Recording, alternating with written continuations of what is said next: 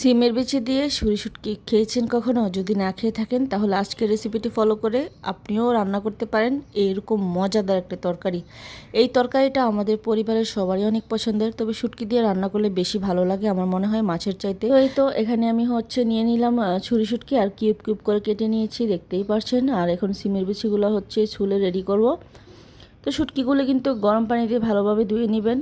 তো আমি এখানে লবণ হলুদ দিয়ে মাছটা একটু ফ্রাই করে নেব। মানে আমি ফুটন্ত গরম পানিতে ফুটিয়ে একবার ফেলে দিয়েছি শুটকিটা। ফুটানোর ফলে দেখলাম যে একদমই সফট হয়ে গিয়েছে শুটকিটা। তো এখন একটু হালকা করে ফ্রাই করে নিচ্ছি। আর এখানে হলুদ লবণ দিয়েছিলাম, দিয়ে ভালোভাবে একটু শুটকিটা ফ্রাই করে নেব। আর এখানে পেঁয়াজ কুচি দিয়ে দিলাম, দিয়ে একটু ফ্রাই করে নেব। দিয়ে দিলাম হালকা পরিমাণ আদা বাটা, একটু রসুন বাটা দিয়ে টমেটোগুলো দিয়ে ভালোভাবে কষিয়ে নেব।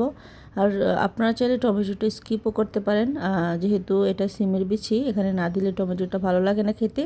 তো আমি আমার পছন্দ অনুযায়ী দিয়ে দিলাম। এখানে আপনারা চাইলে যে কাজটা করতে পারেন, এক্সট্রা বেগুন ইউজ করতে পারেন।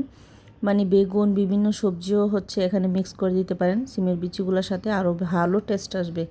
তো দিয়ে দিলাম এখন সিমের বিচিগুলা। আর কিন্তু মশলাটা আমি ভালোভাবে কষিয়ে নিয়েছি টমেটোর সাথে। তো এখন ভালোভাবে একটু কষিয়ে নিব, প্রায় 70% মতো কষিয়ে নিব। তারপর দিয়ে দিব দেন শুটকিগুলো। আর আপনারা কি কখনো এরকম শুটকি দিয়ে খেয়েছেন সিমের বিচি? আমার তো ভীষণ ভালো লাগে, আমাদের পরিবারের অনেকেরই সবার অনেক পছন্দের, আমার মেয়েও খুব পছন্দ করে। তো যাই হোক, আমার কষানো হয়ে গিয়েছে প্রায় 70%-এর মতন। এখন দিয়ে দিব শুটকিগুলি, মানে ভেজে রাখা শুটকিগুলি দিয়ে ভালোভাবে কষিয়ে নিব। তো একে একে শুটকিগুলি দিয়ে নিলাম। আর এই যে শুটকিগুলি দেওয়ার ফল যখন কষানো হচ্ছিল, কি যে সুন্দর একটা ফ্লেভার আসছিল, পুরো ঘর একদম মমো করছিল গ্রানে, এতটা ভালো লাগছিল। আমার মনে হয় মাছের চাইতে শুটকি দিয়ে রান্না করলে বেশি টেস্ট হয় এই রান্নাটা, তো আমার তো অনেক পছন্দের। তো যাই হোক, এখন পরিমাণ মতো দিয়ে দিলাম একটু পানি, একদম দিয়ে আছে রান্না করব, একদম টুপাটুপ পানি দিব না, মাখা মাখা রাখবো আর কি। তো দিয়ে আমার প্রায় রান্নাটা হয়েই গিয়েছে। এখন দিয়ে দিব ধনেপাতা।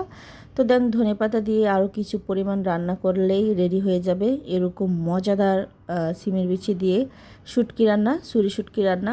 তো অনেকেই বলে এটাকে খাইসা, মানে চট্টগ্রামের আঞ্চলিক ভাষায় বলে খাইসা, তবে আমরা বলি সিমের বিচি। তো যাই হোক, দেখতেই পারছেন রান্নাটা কত সুন্দর লোভনীয় হয়েছে আর কত সুন্দর ঘ্রাণ আসছিল। মানে আমি যখন ভয়েস দিচ্ছিলাম, মানে তখনই মনে হচ্ছিল ভিডিও থেকে নিয়ে ভাত খেয়ে ফেলে, এরকম একটা অবস্থা।